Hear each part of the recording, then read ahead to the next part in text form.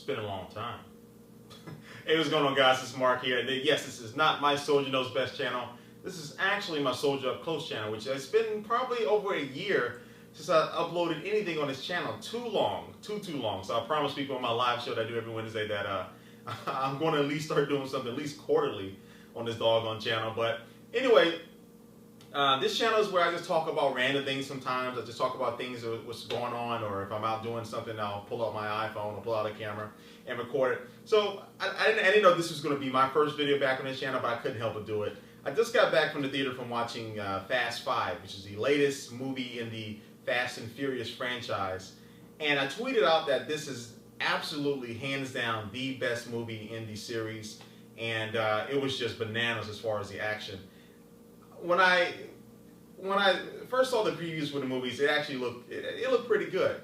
But it kind of got to the point where it's been so many of these movies, I was like, well, what else can they do now? What's going to be so different on this one than the other ones? Well, they definitely impressed me. I will say that at the least they impressed me. So if you saw, not impressed, but impressed me. If you saw at the end of the last movie, where Dom or Vin Diesel was getting taken to jail, then of course they showed the two cars racing towards it.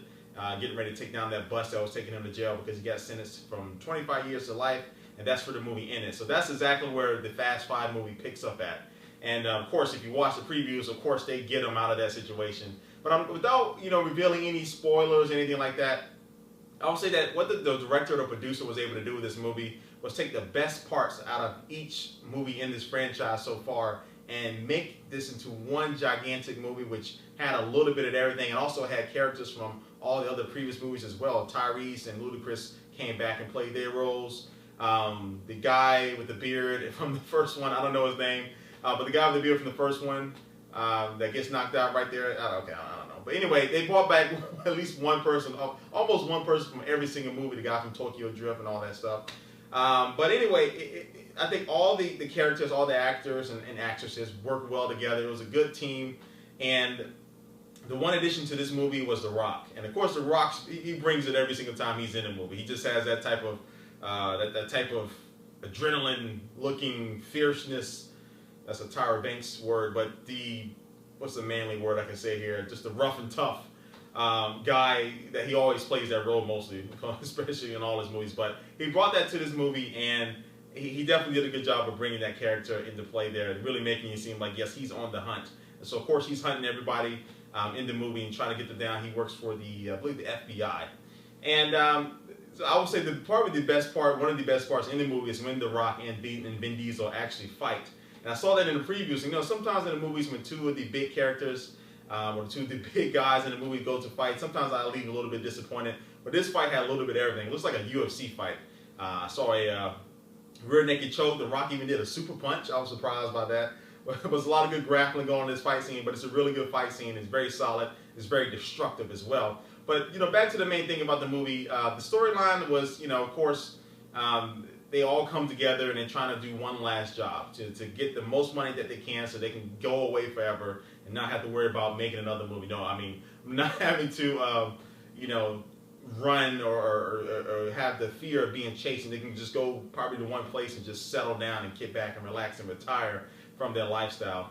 And the storyline was very fast-paced, but still steady as well. Some people said it wasn't the most believable storyline out of the franchise. I mean, it wasn't that bad at all. I mean, as far as believability, it was some things that were kind of, whoa, that's kind of crazy. But it's not a lot of CG, none of that stuff going on there. A lot of computer-generated graphics. It just looks like a real rough and tough action. And I would say the last action scene in that movie, a good action scene when the action scene is over, it comes to an abrupt end.